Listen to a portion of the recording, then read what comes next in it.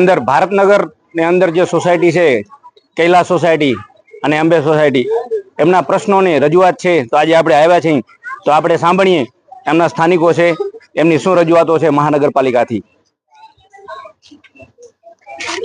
હવે અમારી રજૂઆત એ છે, આજ કેટલા વર્ષોથી સમજી લો કે આજે 40 થી 42 વર્ષ થયા, એની અંદર અમારે એક જ વખત રોડ બન્યો છે. એને પછી જે અમારે જે ગ્રાન્ટના રોડ પાસ થયા હતા સોસાયટીના, એની જગ્યાએ અમારે જ્યાં સમજી લો કે જેને અમારા જે કાઉન્સિલર જે ઠીક લાગે ત્યાં પાસ કરાવી, ત્યાં કને એમને રોડ બનાવી નાખ્યા છે. અમે કેટલી વખત રજૂઆત કરી, નગરપાલિકા ઓફિસની અંદર અમે સાહેબને પણ વિનંતી કરી, અમે અમારા જે પ્રશ્ન હતા એમને અમે રજૂઆત કરી, તો સાહેબે અમને એવો જવાબ આપ્યો કે તમારા સોસાયટીનો રોડ બની ગયા છે. પણ અમે શું કીધું સાહેબને, સાહેબ તમે સામે આવી સર્વે કરો, કઈ સોસાયટીના ક્યાં રોડ બન્યા છે એ તમે સામે આવી અમારી નજરની સામે આવો. સાહેબ આવ્યા, સાહેબ કે બને નહીં આવું. સાહેબ હવે અમારા જે કાઉન્સિલર છે એ જ અમારા સમજી લો કે આજ કોઈ વ્યક્તિ અમારું કામ કરવા રાજી નથી. અમારી લઈને સોસાયટીની અંદર આવે છે અમારો રોડ ગટરનો છે, પ્લસ સફાઈ કામદારનો છે. એના સિવાય અમે જે અમારી રજૂઆતો હશે, રોડ લાઇટનો છે, એના સિવાય પાણીનો છે, પાણીનો અમારે કાંઈ હવે શાંત થઈ ગયું છે. મેન અમારે જે છે ગટર લાઈન, રોડ લાઇટ અને જે અમે જે રોડનું કામ છે. આજ જે 9B અમારે અહીંયાથી 1 કિલોમીટર અહીંયાથી અમારે છે, એની જગ્યાએ અમારે એનું આખું પાણી અમારી આ કૈલાસ અને જૈન સોસાયટી રોડમાંથી નીકળે છે. એના માટે અમે ઉકેલવા માટે અમે આ પ્રશ્ન મૂકી છીએ.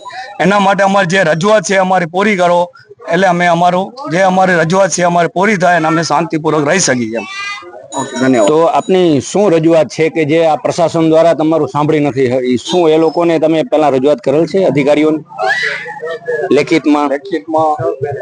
અને અહીંયા જે આપણો આ વિસ્તાર છે તો એમાં કોઈ અધિકારીઓ આવી રહ્યા છે કે કોઈ આવતા જ નથી? અધિકારો કોઈ નથી આવતા, અમારા અધિકારો કોઈ અહીંયા જોવા નથી આવતા. અને જોવા આવે છે તો કે અમે આવશું અને બાના કાઢી નીકળી જાય છે.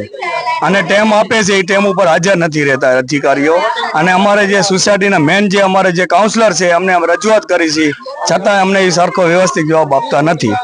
બરોબર મિત્રો, પ્રશાસન દ્વારા આમની કોઈ માંગોને કોઈ રજૂઆત કરવા છતાં પણ કોઈ સાંભળવામાં આવતી નથી. અહીંયા આપણે બેનું પણ છે આપને સાથે, એમનું પણ આપણે સાંભળીએ કે શું અહીંયા પ્રોબ્લેમ છે. બોલો બેન, તમારા વિસ્તારની શું અહીંયા તમને જે રજૂઆત છે એ આપ જણાવો. ચૂંટાયેલા એ તો અમારે કોઈ અહીંયા જોતા જ નથી અમારા વોર્ડમાં. અમે એના કને વારંવાર જાય તો એમ કે શું નવરી બેઠી હોય કે તમારે આ કામ કરાવવા માટે કે તો વોટ લેવાય કેમ આવે અમારા બધાને ઘરે ઘરે? જયારે અમારું ગટરનું કામ, ગટર એમને એમ છલે છે. રોજે રોજ 30 દિવસ જો તો લાઈનમાં ગટરના ખાડા ભરેલા ને ભરેલા પડે અંદર બહુ જ ખૂબ મચ્છર થાય છે ને ખૂબ બીમારી છોકરાઓને અમે લાઈનમાં. અને જે ચૂંટાયેલા બેન છે ને એના ઘરે જાય તો એવા અમને જવાબ આપે છે કે હું શું નવરી બેઠી હોઉં કે તમારે હારું નગરપાલિકામાં હાલું?